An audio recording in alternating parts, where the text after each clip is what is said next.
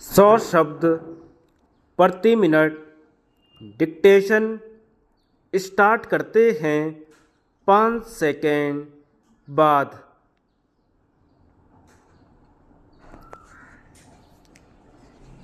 श्रीमान, मैं निवेदन कर रहा था कि राजनीतिक उत्पीड़न से जो लोग भारत में आते हैं वे चाहे तिब्बत के हों चाहे बांग्लादेश से आए हों, उनको राजनीतिक आश्रय देना हमारा नैतिक कर्तव्य है।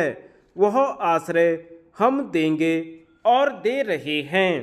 इसीलिए चीन ने जो हमारा विरोध प्रकट किया है उसे हमने स्वीकार नहीं किया। दलाई लामा कोई राजनीतिक गतिविधियां नहीं कर रहे हैं। वे दक्षिण की यात्रा पर जा रहे थे, प्रधानमंत्री से मिले, कुछ फोटो भी खींचे और वे छप गए।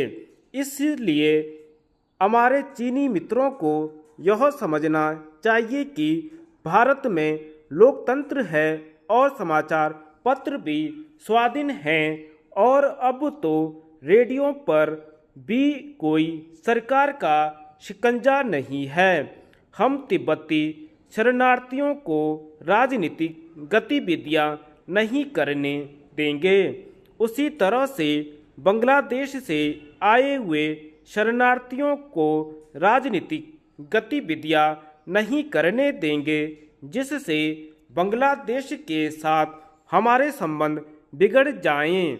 बहुत बड़ी संख्या में सीमा पर लोग इकट्ठे हो जाएं और शिविर बनाकर रहें, इस बात की इजाज़त नहीं दी जाएगी।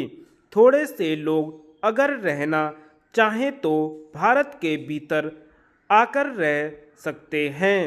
हम किसी को उसकी इच्छा के खिलाफ नहीं धकेलेंगे। इस बारे में किसी प्रकार की गलतफहमी नहीं होनी चाहिए। अगर माननीय सदस्य कुछ और जानकारी प्राप्त करना चाहते हैं तो मैं उनको अलग से दे सकता हूँ। मेरे सामने कोई घटनाएं हुई हों तो ली जा सकती हैं, लेकिन हमारी तरफ से पूरी जांच कर ली गई है।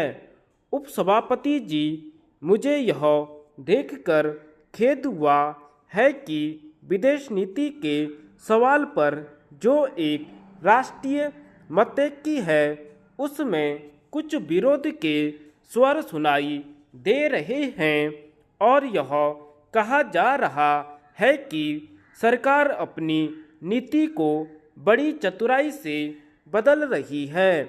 हमारी नीति जड़ नीति नहीं है, यह गतिमान नीति है। फॉरेन पॉलिसी डायनामिक होगी, फॉरेन पॉलिसी फ्लेक्सिबल होगी, फॉरेन पॉलिसी बदलती हुई परिस्थिति का उत्तर देने में सक्षम होगी, समर्थ होगी। लेकिन एक बात का मैं आश्वासन देना चाहता हूँ कि भारत किसी विदेश शक्ति के दबाव में आकर अपनी विदेश नीति में परिवर्तन नहीं करेगा। हमने नॉन प्रोलिफरेशन ट्रीटी पर दस्तखत नहीं किए हैं और न करने वाले हैं। हम अपनी राष्ट्रीय नीति पर चलेंगे।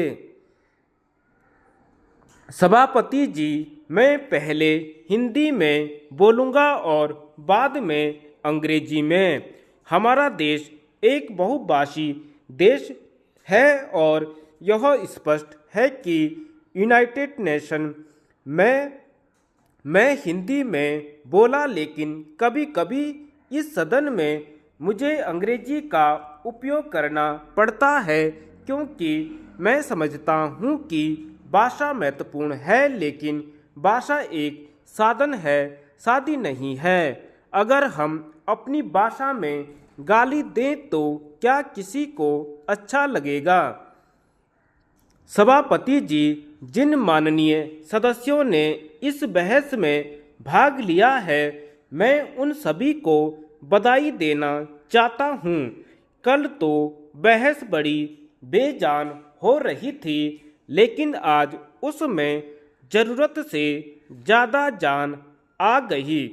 जिन्होंने गत एक वर्ष की विदेश नीति के संचालन और उसके संचालन की प्रक्रिया की सराहना की है, उन्हें मैं धन्यवाद देना चाहता हूँ। लेकिन उससे भी अधिक मैं उन्हें धन्यवाद देना चाहता हूँ जिन्होंने आलोचना की है।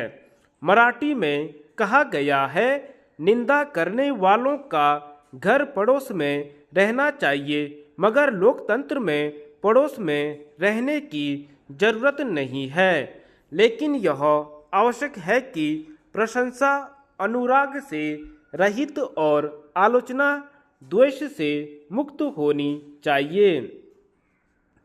जो चर्चा हुई है, मावलंकर जी मुझे माफ करेंगे, मेरी राय उनसे भिन्न है।